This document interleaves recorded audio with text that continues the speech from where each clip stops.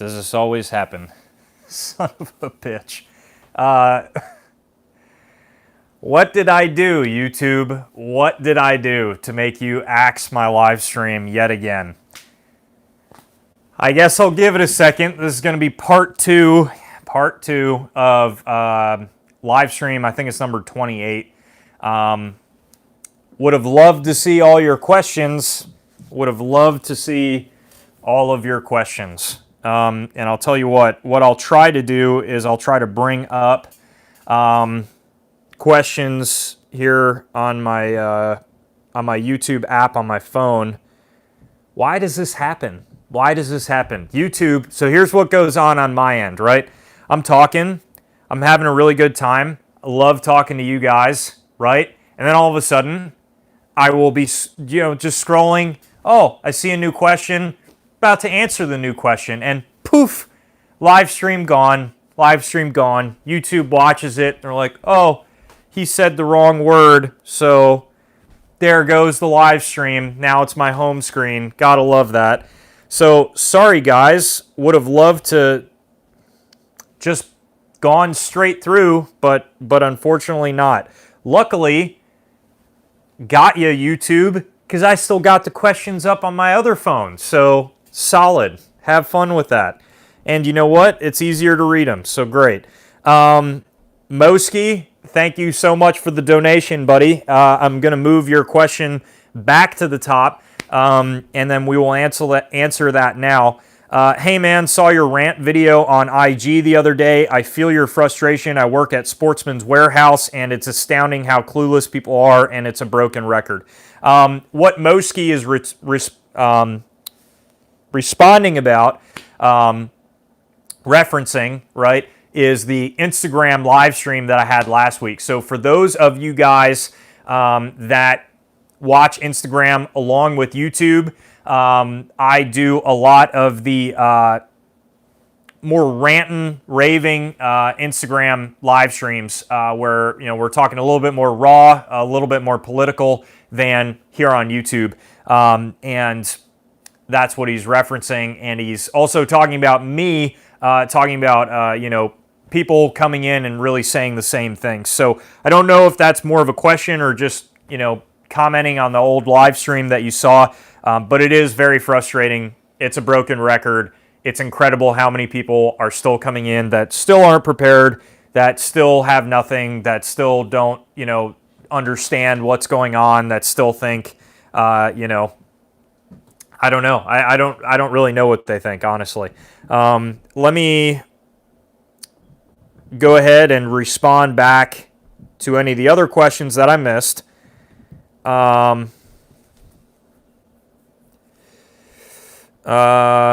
Here, Austin, you need a recoil spring. Shoot me a DM, buddy. Jose, I want a Kel-Tec Ksg 12 gauge. What are your thoughts on this? Haven't took her out yet. All upgrades completed. The Kel-Tec Ksgs are pretty sweet, Jose. I really dig them. The one downfall with the Kel-Tec Ksg is most definitely the recoil is a little bit higher. So the recoil on the Kel-Tec Ksgs tends to give you a little bit more feeling to the shoulder, so faster follow-up shots can be a little bit slower with some high brass. But with that being said, especially if you got a lot of jackets on in the winter months here in Pennsylvania, it's really not too terribly bad. But you might notice slower follow-up shots because you feel a lot of that recoil with high brass loads. Now, with how everything is to find right now, I don't even know if you're going to be able to find high brass loads, so just keep that in mind. Tony,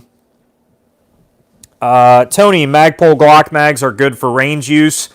I would agree. I think they're good range mags. For those of you guys that are just tuning in now, the first part of this got deleted, of course, so I'm going to be tying them together and linking down in the description the first part. And the reason I'm looking down right now is because I have all the questions to the first part of this live stream that got axed, so that way I can still make sure I answer them for you guys.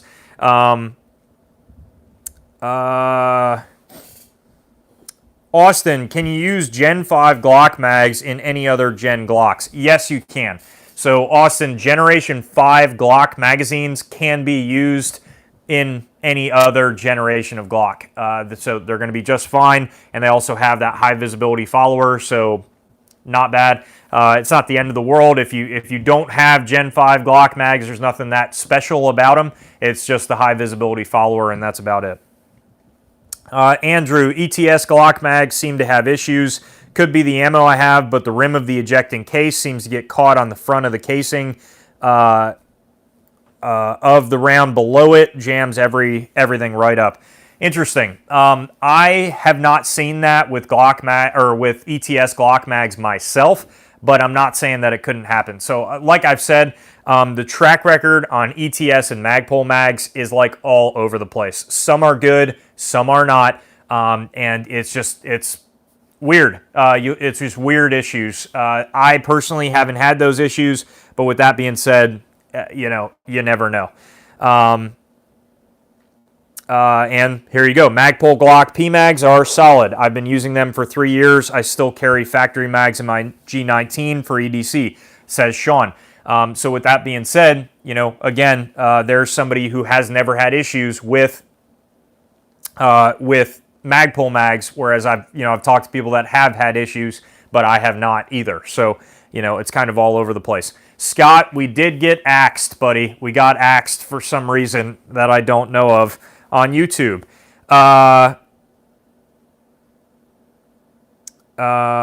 Here.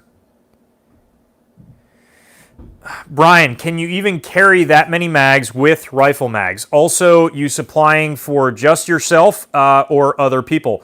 Brian, that's a great point. I think it's, and this is referencing, if you're tuning in, you didn't see the first part of this live stream, how many pistol mags should you store and keep on your person? I think it's really easy to get into the what ifs of SHTF situations, right? What type of apocalyptic movie are you thinking of, and what situations can you build out in your mind? Here's what I'll say. I think you should have more than enough magazines. Moski, yes, I did get your super chat, and I did answer it the moment we started part 2. I'm sorry if you didn't see it, but after this is uploaded, you can go back and you can see my answer to it. I seriously appreciate that. But yes, I did get it. So, how many pistol mags can you carry on your person? How many pistol mags do you need to carry on your person? So with my kit as it sits, my go-to plate carrier and my go-to battle belt right now, I can carry 5 total pistol mags. 2 on my battle belt, 2 on my plate carrier, and 1 in my gun. So 5 mags total on my go-to war setup for my pistol, including roughly 7 rifle mags, right? So a lot of mags. Some people would prefer not to have that many. Other people would. Other people have more. Other people have less. It's all over the place. In a concealed carry situation, 2 mags is all I ever carry. I don't carry 3. For EDC, 2 mags is it. I think carrying 3, if you want to do it, more power to you. I just don't have the room, and I don't really want to deal with the extra weight of a 3rd loaded magazine. So I carry 1 standard, 1 extended 20-round magazine for my VP9. In those SHTF situations, who knows, really? Who knows? You could be working with, more clandestine missions where you need small concealed items and small concealed pistols that you can hide under clothing, have multiple mags, whatever. The options are endless for the what ifs.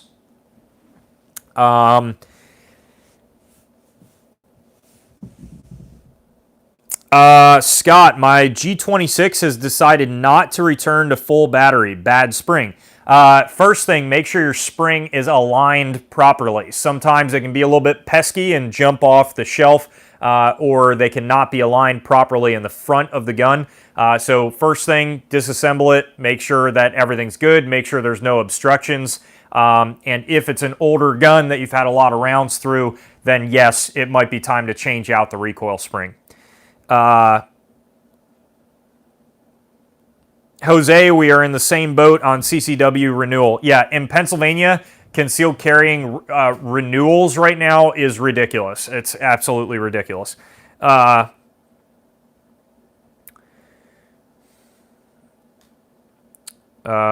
Here. Thank you guys for moving to the new stream. All right, I think we're totally caught up. So I think we're good on the old screen. So I'm going to put my other little burner phone there to the side, and now I can catch up with the other comments that you guys put here. Andrew, what's your opinion on all the tactical Turkish AR-style shotguns that seem to be everywhere these days? Total garbage or a few hidden gems in there? Andrew, that's a great question. I have never seen this many Turkish shotguns come into gun stores in my life that have come in over the past few months. I mean, I swear, everywhere you look online, everywhere you look in gun shops, it seems that the only firearms manufacturer that's able to pump out a bunch of shotguns right now are weird, random Turkish shotguns.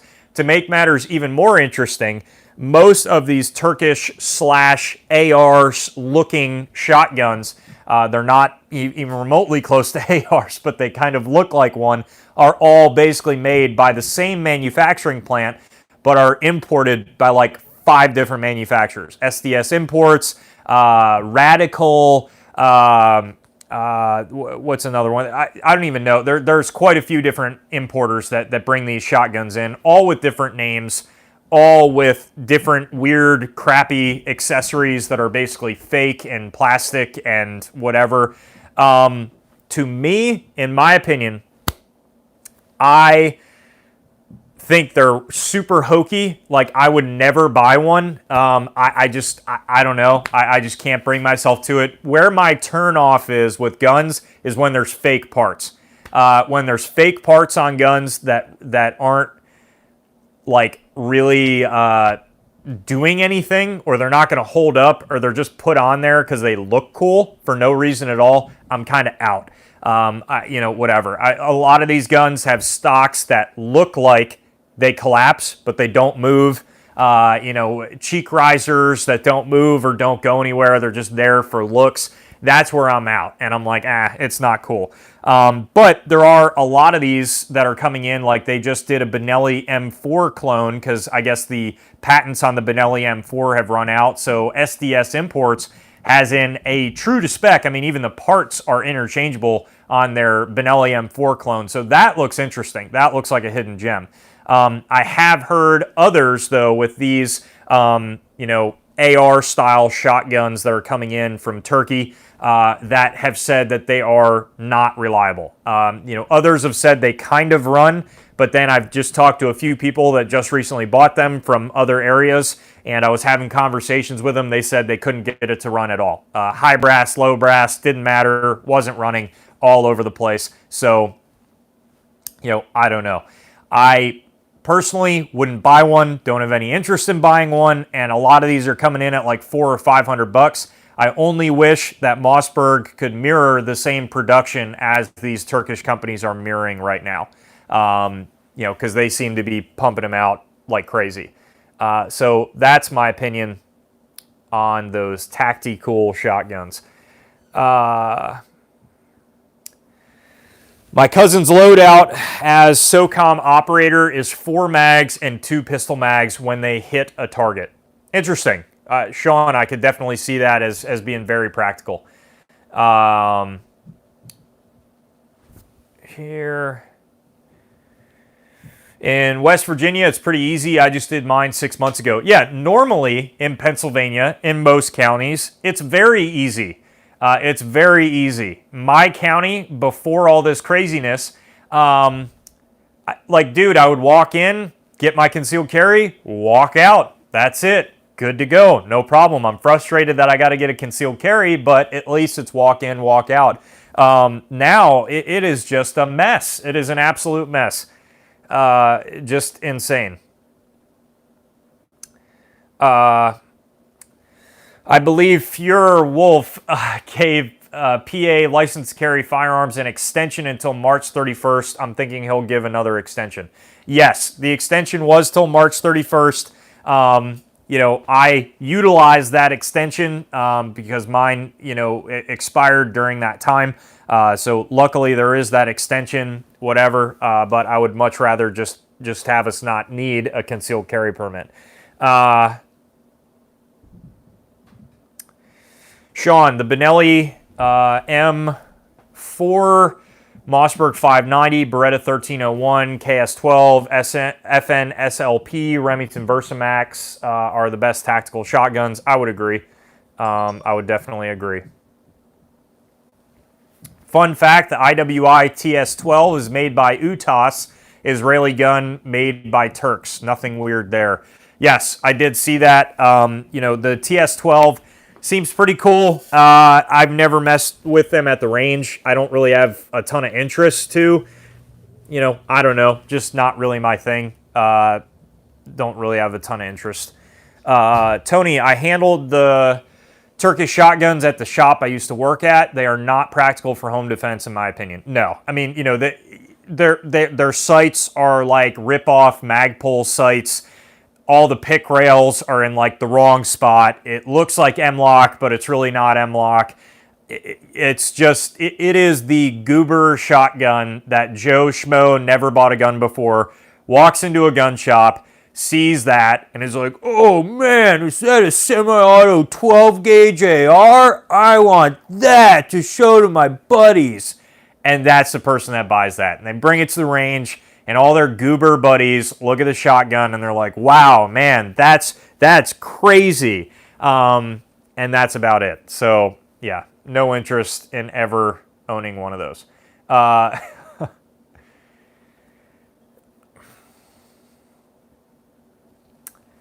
Shotties as home defense are kind of poo-poo, in my opinion. Brian, I would agree. I think there's definitely roles to shotguns. I enjoy training with shotguns.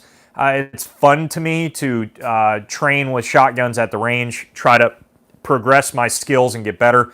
I think everybody should have a wide variety of skill sets when it comes to running firearms at the range. I've seen a lot of people out there who are very good at running ARs, very, very, very good, but you throw them an AK and they can't do anything with it. They can't reload it. They can't hit the broadside of a barn, with drills at the range. Same deal. You hand them a 308 battle rifle, can't do a damn thing with it. Hand them a shotgun, nothing. I mean, can't even reload it under stress, even remotely well. So I think you should try to be, even if you never plan on using those items, you should try to be as well-rounded as possible. I am a beginner when it comes to shotguns, and I am still trying to do drills and practice at the range, mainly with reloading. And a lot of the things that I've done at the house, practicing with shot shells and reloading with my shotguns, seem really cool and high speed, and they seem to work, and I can get them rolling in a stagnant at-home condition. But then I bring that shotgun to the range and it all falls apart. On a cold range day, my hands are like getting numb. I can't really like put the shotgun shells in. I got snow coming down, making everything wet, and the shotgun shells are flying all over the place. Snow's getting all in the action, and that can change a lot. And all of a sudden, that super cool high speed thing that you did doesn't work out too well, and you need to figure those things out at the range, in my opinion. So if you're going to choose a shotgun, understand that a shotgun is probably the most difficult thing to use in a defensive situation, in my opinion. So why stack the odds even more against you when it comes to utilizing a shotgun like that for home defense when you already have so many odds stacked against you? I don't see a reason. But with that being said, you should still train with it just in case you end up, for whatever reason, grabbing a shotgun for home defense. You should know how to use it.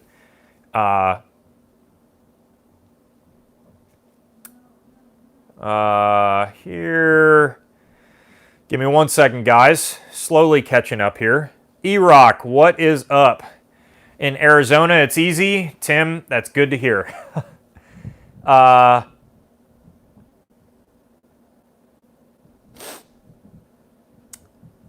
Sean, shotgun is an expert's weapon. Doing quad load at 3 a.m. under stress doesn't seem practical. 12 gauge is the most lethal gun for home defense, but good luck reloading. That's the issue, man. Everybody looks at the lethality of shotguns, right? And nobody's arguing that. A load of double-aught buckshot, even a load of heavy bird shot, at minus 10 yards, minus 5 yards center mass against somebody wearing a t-shirt or even a jacket, it is devastating. It is absolutely devastating. I totally understand that. I get that. I see the value in having that much of a devastating round to stop somebody from doing what they're doing as quickly as possible.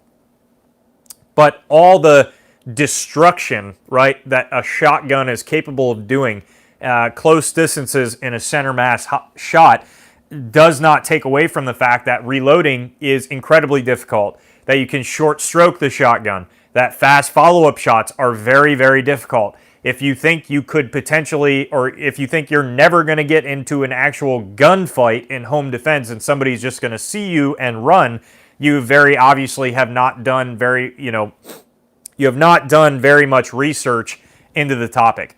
Many, many times people get into legitimate exchanging of fire between bad guy and good guy.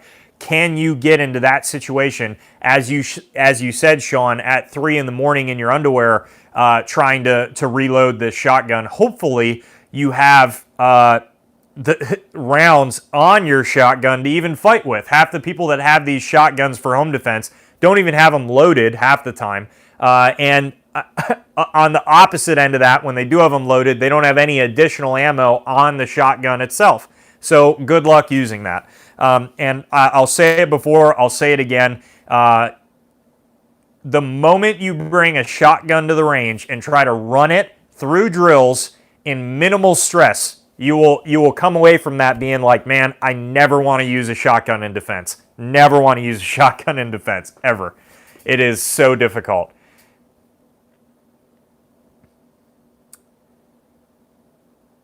Here, what makes you think you're going to fight with your gun? Clint Smith. Exactly.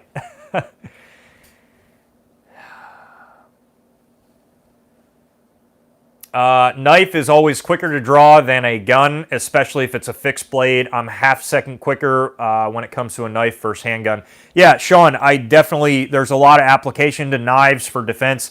For me personally, the issue that comes in with an edged weapon for defense is just court afterwards. Read Violence of Mind. Great book on that.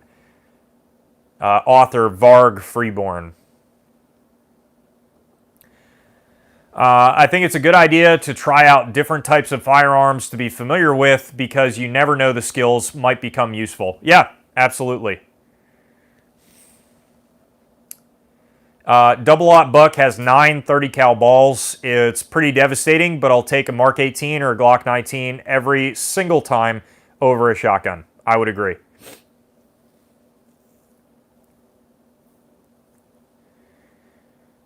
Still want to start a 3-gun match where everyone brings a pistol, rifle, and shotgun, but you draw straws to see who gets what.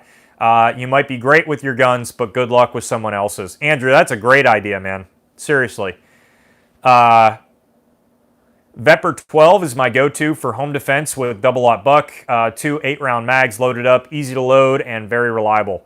Yeah, Griff, the Vepr 12s are pretty sweet. The one thing to watch out with any mag-fed shotguns is keeping the magazines loaded for a long period of time. I'm sure you've already tested this, and I know I'm preaching to the choir, but it's a good idea that if you have that shotgun in that home defense role, that you bring it to the range after a few months with those loaded mags and make sure they still work and function properly.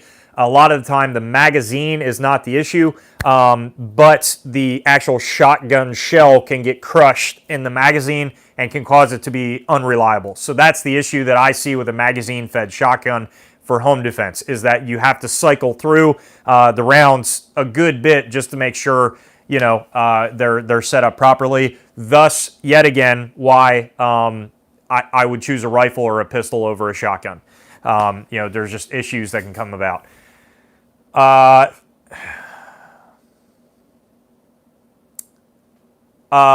Sean, I did not, but with that being said, the week following next week, I should have a video on the Colt M4 dropping on the channel. So stay tuned. First impressions video will be dropping on that rifle, and I will try to look up that date code in the video.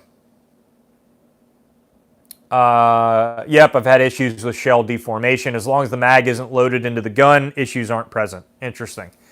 All right, so this is going to be the last question, because we're getting to about that hour mark here. Tony, thoughts on CZ buying Colt? I'm excited, honestly. I don't see anything bad. I see CZ maybe reopening Colt's AR line to the public. I see prices dropping down, becoming more affordable. I really don't know. It could be good, could be bad. Who knows? I'm optimistic, excited to see what happens, for sure. Have never saw that since since that news first dropped, I never saw that as a bad thing. I really enjoy a lot of the things that CZ does.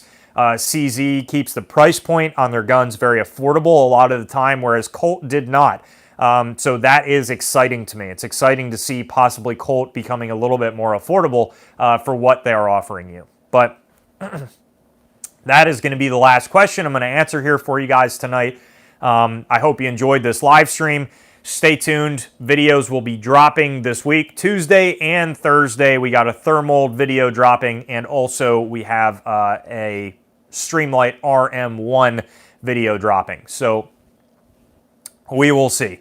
Guys, thank you so much for watching. What I'm going to do is link this part 2 video underneath the part 1 live stream, and that's where we're going to go, so that way, you know, you guys can check that out and see both parts. Thank you guys so much for watching. I hope you have an awesome, awesome evening. I appreciate all of you taking time out of your Sunday away from your families to sit here and chat about some freedom stuff with good old Firearm Freedom. Guys, thank you so much for watching. Stay tuned for more great videos to come soon.